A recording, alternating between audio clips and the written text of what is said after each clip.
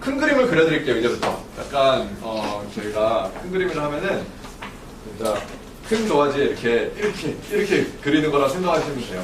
SDG는 도대체 어디서 어떤 환경에서 오게 됐고, 우리는 왜 지금 UN 같은 곳에서 창업이라는 얘기를 하고 있는 것인가?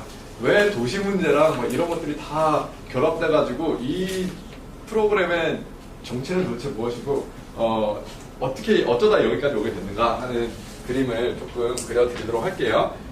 약간 대학에서 강의되는 것 같은 느낌이 들 수 있으니까 잘 따라오시면 감사하겠습니다. 자, 1번이에요. 가장 큰 스트로크 중에 하나는 지금 세상이 어떻게 돌아가고 있는가라는 걸 봤을 때 글로벌리제이션이라는 세계화라는 가장 큰 변화가 있었고요. 이 세계화라는 변화 중에서 현재 제가 봤을 때는, 그리고 많은 사람들이 봤을 때, 전문가들이 봤을 때는 자본주의라는 게 완전히 이기고 있다. 무슨 말이냐면 자본주의가 판을 치는 세상이에요, 현재. 자본주의가 좋다 나쁘다라는 것은 조금 논의 외적인 것인 것 같아요. 그냥 현상을 말씀드리는 거예요. 자본주의가 정말 득실거리고 있고, 자본주의 체제 안에서 우리가 무언가를 하지 못한다면 그러면 진짜 체제 밖에서 뭔가를 하자는 거라서 그 영향력이 감소될 수밖에 없다는 이야기입니다. 뭐 가장 좋은 예로 지금 매출 10조 원이 넘는 기업이 1000개를 돌파했다고 해요. 10조 원이면 엄청나죠? 1000개 이상이면 지금 글로벌 브랜드들이 이렇게 많이 지금 생겨나고 있고요. 그래서 예전에는 국경, 이 나라의 경계로 좀 정해졌었는데, 요즘은 그런 걸 넘어서 브랜드들이 그냥 브랜드맵 같은 것도 있죠. 보면 삼성이 이만큼, 뭐 네슬레가 이만큼 이런 식으로 글로벌 브랜드들이 어떻게 보면 나라보다도 조금 더 큰 영향력을 행사하고 있는 그런 시대가 지금 오고 있습니다. 그 변화를 또 어디서 볼 수 있냐면요. 예전에 국제사회, 그래서 나라들이 주도하던 영역을 금융권 그리고 부자들이 주도하기 시작했다는 거를 우리가 볼 수 있어요. 뭐 음모론 이런 것도 많이 있지만 그런 걸 믿지 않더라고 하더라도 지금의 그 민주주의 체제 안에서 자본주의가 민주주의를 움직이는 이런 현상을 우리 많이 보고 있습니다. 그래서 돈이면 되는 이런 경우가 상당히 많아지고 있고요. 그에 따른 부작용도 많이 있죠. 그런 부작용들은 저희가 지금 사회 곳곳에서 볼 수가 있고, 돈이 뭐길래 사람의 인권마저 이렇게 억누르는가라는 질문을 우리가 할 수 있는 시대가 된 것 같아요.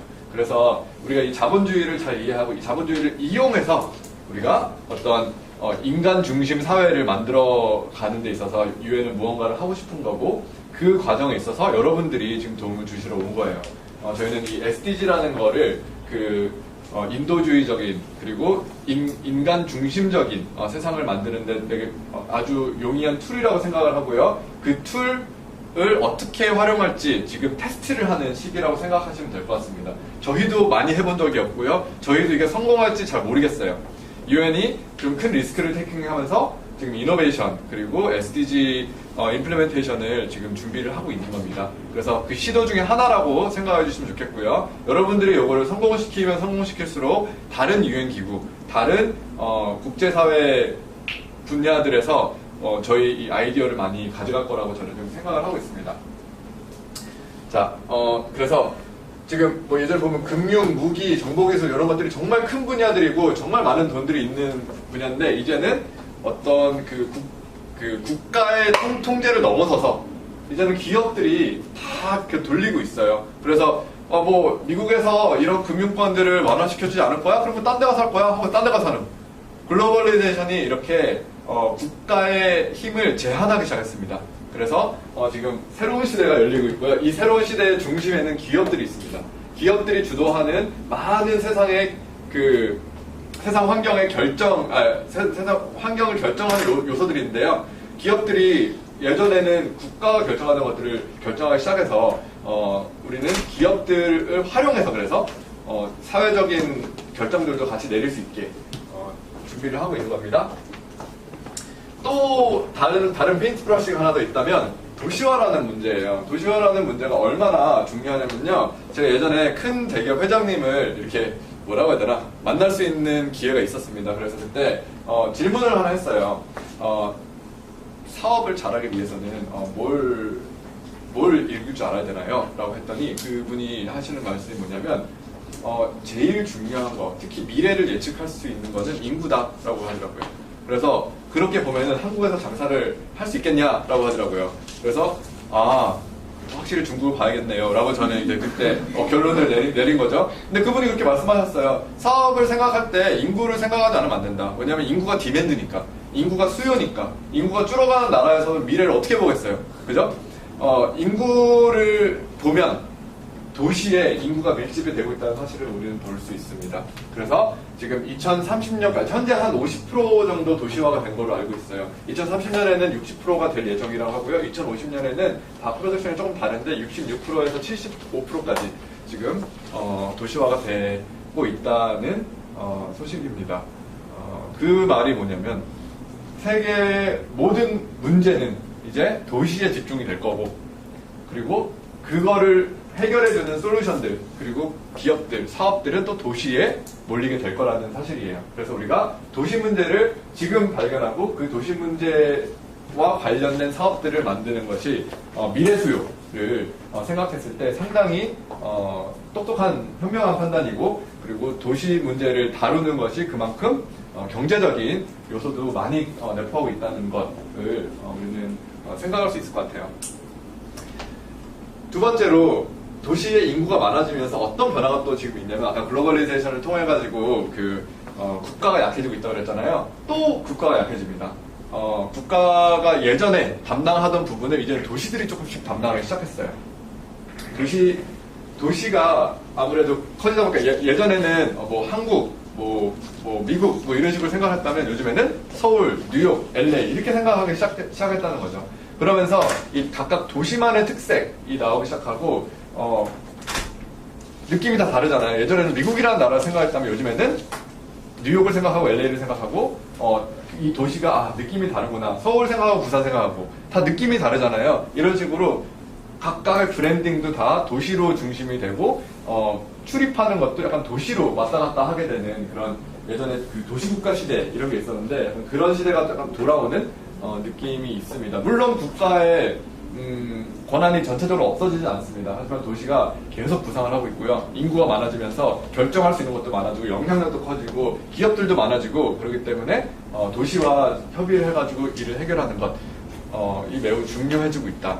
근데 또 좀 좋은 부분이 뭐냐면, 도시에서 그러니까 국가기관이랑 일을 하는 것과 도시기관이랑 일을 하는 건 되게 느낌이 달라요.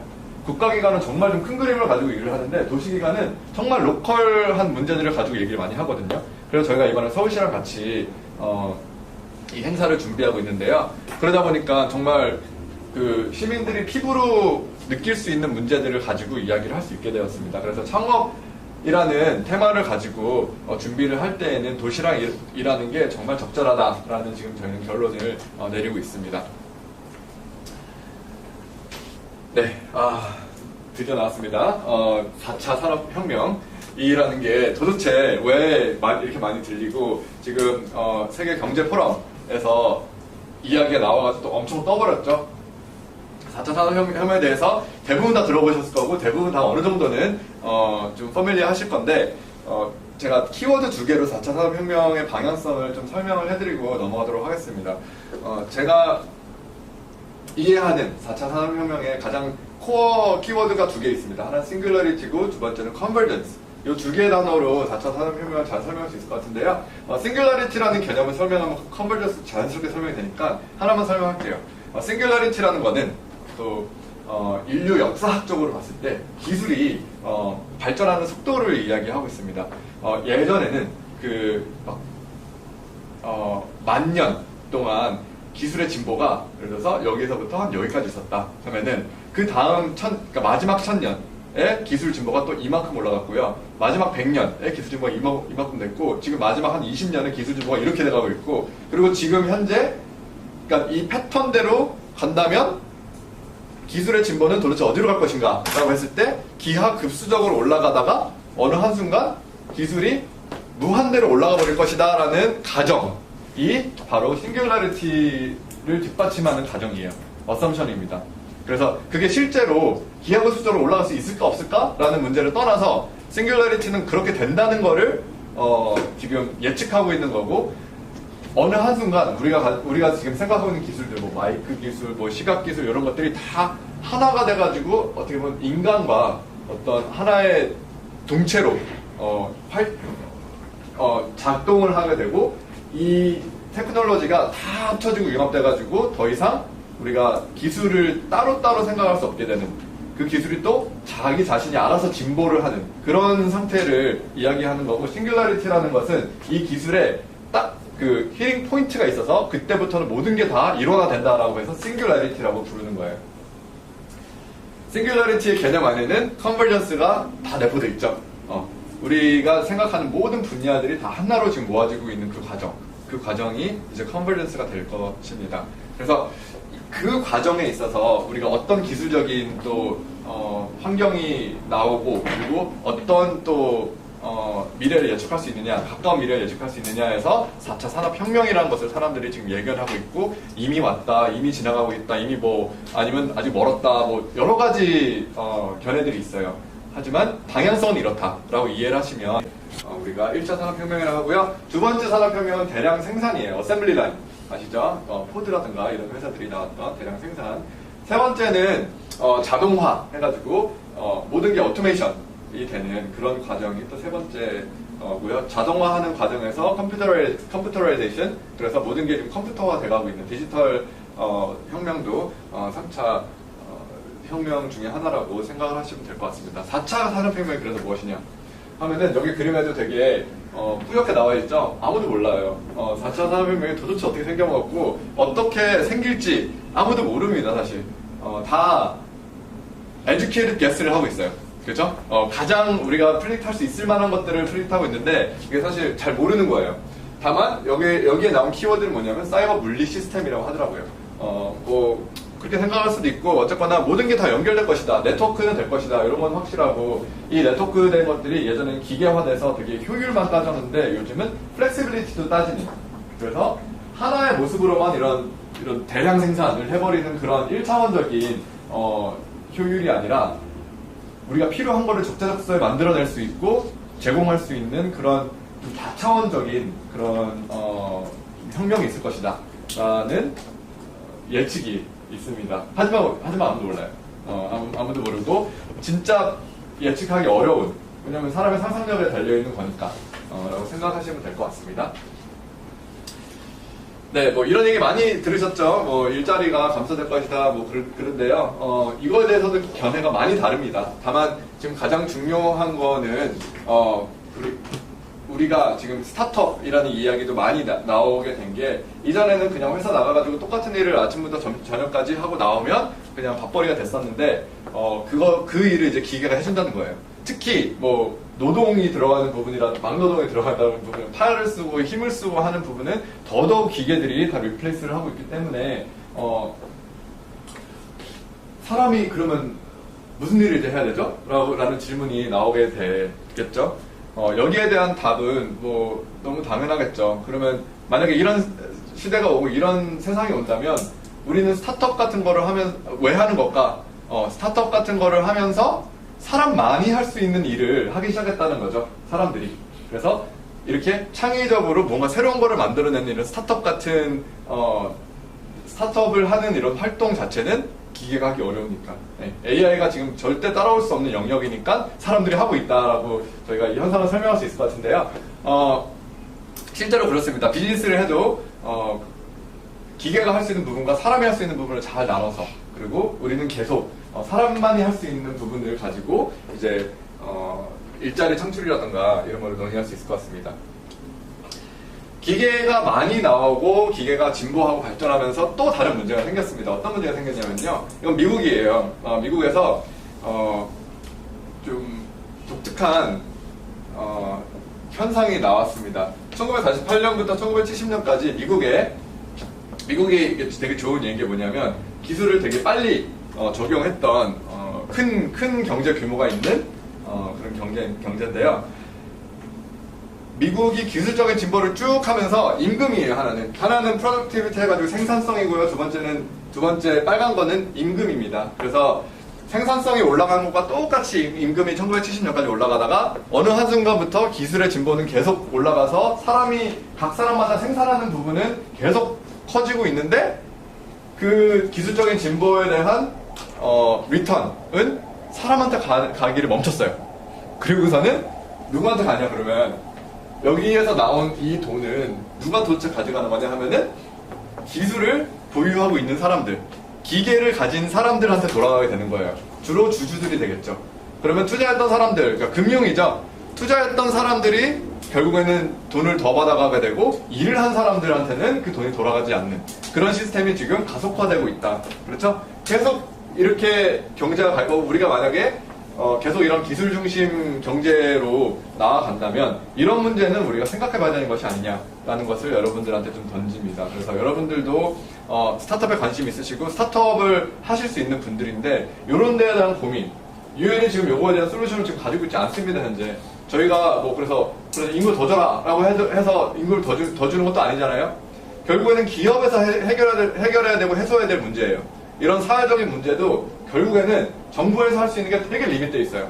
기업에서 자발적으로 이걸 하지 않으면 솔루션이 없는 그런 세상이 지금 오고 있고 현재로서는 아무런 인센티브가 없어요. 이 기업들이 자기가 지금 가져갈 수 있는 그 수익을 나눠줄 아무런 인센티브가 없는 거예요.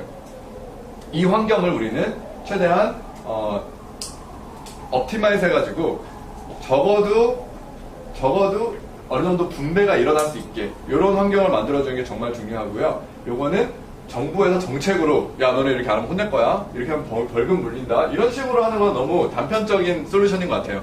우리가 오히려 이런 프로덕티비티에 대한 리턴을 우리는 잘 분배한다는 거를 마케팅으로 사용하고 그거를 통해서 세일즈를 더 늘리고 이런 식으로 경제적인 효과를 자신들이 누릴 수 있게 해주는 게 아마 가장 그 체제 내에서 특히 자본주의라는 이런 세상 안에서 해결할 수 있는 방법이 아닐까 생각을 하고요. 그런 정책들을 논의하기 위해서 저희가 이번 프로그램을 하면서도 옆에서 정책 토론을 사이드로 같이 하게 됩니다. 그래서 그 탑 리더들하고 그리고 이노베이터들 그리고 투자자들 이런 분들 다 같이 모여가지고 서울시 공무원분들이랑 그리고 UN 그 전문가분들 다 모여서 이런 거에 대한 논의를 많이 하게 됩니다. 네,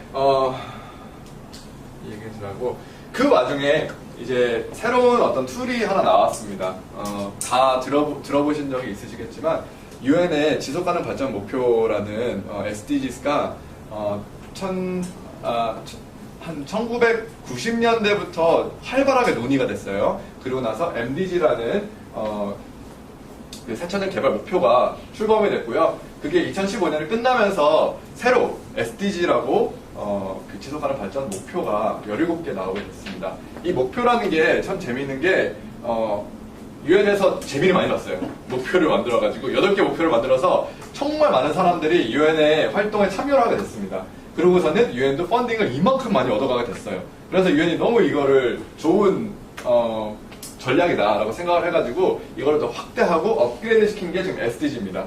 SDG를 통해가지고 아예 그냥 전 세계의 어떤 그 노력을 특히 사회적인 노력을 일원화하고 모으자라는 지금 목표를 가지고 이렇게 지속가능 발전 목표를 17개 거의 뭐 생각할 수 있는 모든 사회 분야는 다 들어가 있어요. 어딘가에 키워드는 들어가 있습니다.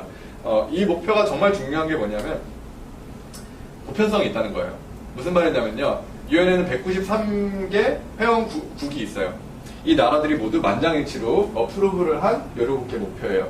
근데 이 목표뿐만이 아니라 밑에 타겟들이 169개가 있습니다.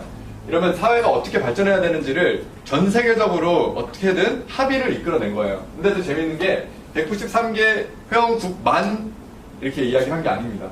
시민사회도 같이 얘기를 했고요. 거기에 기업들도 같이 얘기를 했고요. 뭐 NGO들, 무슨 뭐 대학들 얘기를 같이 안 한 데가 없어요. 정말 오랜 기간 동안 많은 사람들과 같이 이야기를 했기 때문에 여기에서 나온 단어 하나하나, 문서가 좀 길거든요. 저희가 그 문서 하나 보내드렸죠. 좀 훑어보신 분들은 이거 언제 다 봐라고 생각할 수 있는데 그 문서에 있는 모든 단어 하나하나를 만장일치로 오케이 한 거라니까요.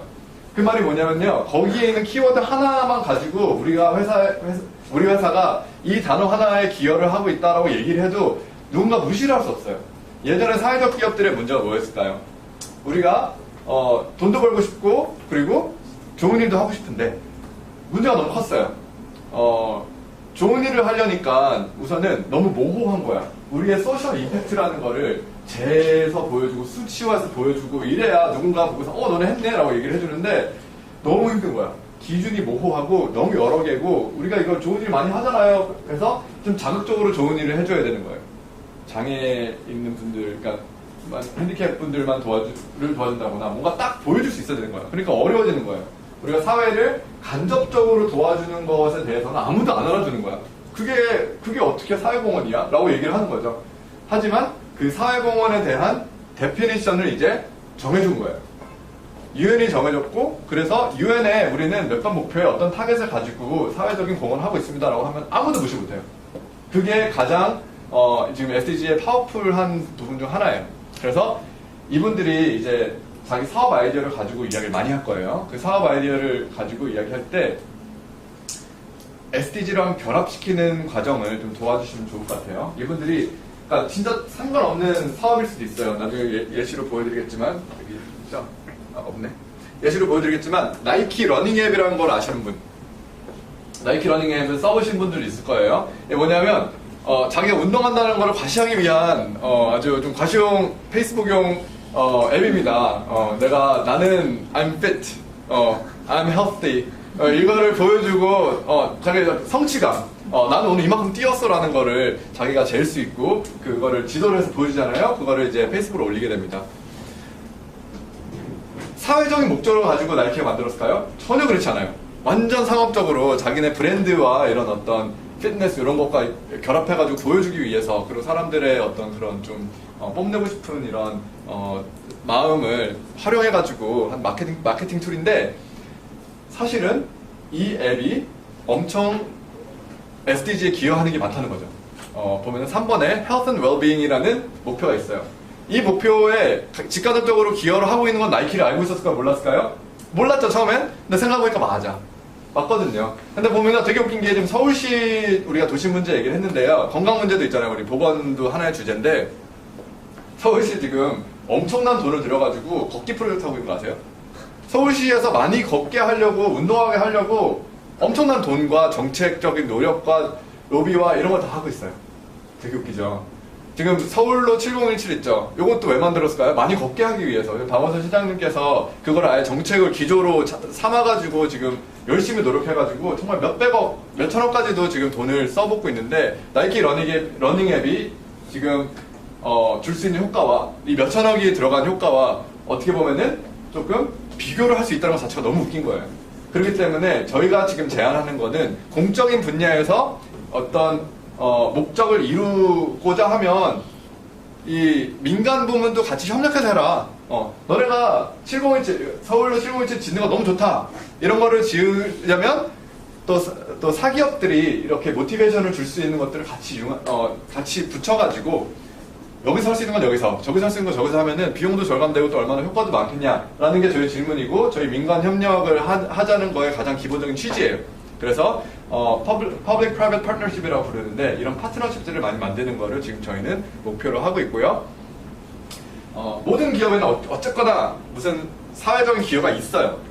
뭔가 밸류가 있으니까 팔리는 거예요. 그게 SDG와 어떻게 연결되는지를 찾아주는 역할이 우리가 해줘야 될 역할입니다. 그래서 아까 다시 말씀드리죠. 사회적 기업으로 시작했던 사람들이 너무나도 고민을 많이 합니다. 딜레마가 있어요. 나는 좋은 일도 해야 되고 돈도 벌어야 돼 라고 했을 때 좋은 일과 돈 버는 일 중에 뭐가 더 하기 쉬울까요? 바로 할 수 있는 건? 돈을 버는 게 쉬울까요? 아니면 내가 어디 가서 봉사하는 게 쉬울까요? 봉사하는 게 쉽죠. 아무도 안 불러줘도 그냥 가서 하면 되는데 봉사하는 게 훨씬 쉬워서 어쨌거나 사회적 기업을 시작했을 때 제일 먼저 하고 많이 하게 되는 게 사회적인 기여를 먼저 하게 돼요. 그러다 보면 돈이 많이 안 벌리죠. 그러다 보면 회사가 원래 사회적 기업을 시작했는데 어느새 나도 모르게 이게 NGO가 돼 있어. 네. 우린 비영리야. 우리는 영리 기업인데 왜 비영리지? 라고 이제 고민하게 되는 거죠. 근데 거꾸로 이 회사 사장들이 엄청 수완이 좋아요. 그래가지고 돈을 많이 벌기 시작했어요. 사회적 기업, 어떤 사회적인 이런 영역에서 돈을 이만큼 벌기 시작했어요. 그럼 또 이 회사상에 어떤 고민이 빠져요? 내가 이러려고 이런 사업 시작했나? 그쵸? 고민되죠? 내가 이렇게 돈 벌려고 내가 약간 속된 말로 내가 못 사는 사람들 등쳐먹고 있나? 약간 이런 좀 고민이 되잖아요. 그러니까 진짜 에티컬 딜레마예요. 내가 이렇게 돈 벌려고 한 건 아니었는데 해서 좀 덜 벌어야 되나? 라는 진짜 사업가로서 정말 이상한 고민을 하게 됩니다. 그런 딜레마가 있어요. 이게 왜 그렇다고 저는 생각하냐면 이원화돼 있어서 그렇다 생각해요. 좋은 일과 프로핏 메이킹이 지금 두 개가 따로따로 놀고 있어가지고 문제가 되니까 생각하고요. SDG가 할 수 있는 게 뭐냐면 아까 나이키 러닝앱의 예처럼 우리가 상업적인 거를 가지고 거기서 소셜 밸류를 그대로 줄 수 있는, 이게 하나에서 벌고 딴 데 기부하고 이런 모델이 아니라 우리가 나이키 러닝 앱이 많이 팔리고 이걸 통해서 많은 프로핏 제너레이션이 되면 될수록 사회적 기여는 더 많아지는 거, 그런 일원화된 모델을 저희는 찾고 있고요. 그런 거에 대한 감을 최대한 우리 그 팀들한테 심어줄 수 있으면 너무 좋겠어요. 이 이해가 생각보다 쉽지 않습니다. 하다 보면은 헷갈리는데? 라고 생각할 수 있을 것 같아요. 하지만 simpler is better. 우리가 진짜 이런 일 저런 일 이런 일 해가지고 여기서 프로핏이 나오고요, 여기서 좋은 일이 됩니다, 이렇게 설명하지 않았으면 좋겠어요. 다 하나가 됐으면 좋겠습니다. 우리가 사업이 잘 되면 사회적 기여가 많아진다, 그리고 사회적 기업은 뭐를 된다? SDG를 된다. 이런 모델로 우리가 사업을 벌이는 거를 좀 가이드를 해줬으면 좋겠고요. 여러분이 뭐 전문가로서 이렇게 해주는 건 아니고, 우리 프로그램에서는 요거를 이상적으로 생각한다. 물론 이렇게 안 해도 괜찮다. 하지만 우리가 생각하는 이상적인 이런 SDG 비즈니스의 모델은 사회적 기업뿐만이 아니라 이런 사회적인 기여를 하는 영리회사, 돈 잘 버는 회사라고 설명을 해줬으면 좋겠고요. 저희가 투자자들하고 같이 일을 많이 해요. 투자자들한테 우리가 사회적 기업을 하려고 한다고 그러면 도망갑니다. 바로 도망가요. 왜? 투자자들이 생각하는 게, 여러분 우리가 1,000원 투자해가지고 내가 지금 1,500원을 빼내려는 건데 똑같은 돈 투자해가지고 지금 1,100원밖에 못 빼낸다고 하면은 투자하겠어요? 안 하죠. 아무리 자기 마음이 좋은 사람이라도 아까운 거예요. 아깝잖아요. 내가 지금 1,000원을 내가 지금 오랫동안 못 쓰게 될 텐데 이 기회비용이나 이런 거 있으면 마이너스 아니야? 라고 생각할 수 있을 정도로 지금 그냥 기부하라는 식이니까, 투자자들한테 이야기를 할 때에도 이 영리 목적을 가지고 있다는 걸 확실하게 우리가 이야기를 해야 되고, 이 모델들이 결국에는 얼마나 우리가 엑스포넨셜이 클 수 있는지를 보여줘야 하기 때문에 영리적인 목적에, 그리고 목표에 확실하게 초점을 두는 게 너무 중요합니다.